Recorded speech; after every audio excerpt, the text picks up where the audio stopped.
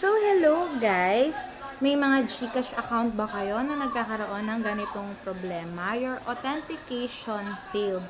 Please submit a ticket in our help center for further assistance. Pag may mga ganito kayong problema sa GCash at may mga laman ng GCash nyo, so syempre hindi nyo maa-access or ma-open ang GCash funds nyo. Andito po ako para pansamantalang mailabas ang GCash funds nyo habang iniintay po maayos si GCash nyo. So, ayun, i-message nyo lang po ako sa aking FB account, Anjes Lipilierba po, with blue badge po, meta-verified po ang FB ko. Siguraduhin po may blue check yung ipipm nyo, dahil baka poser or scammer po ang ma-PM. Nagka-cash out po ako ng may mga GCash authentication problem.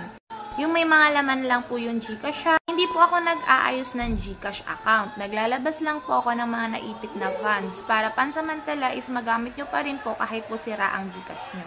So, yan po. Thank you. Don't forget to subscribe our YouTube channel para updated po kayo sa mga videos ko. Thank you po.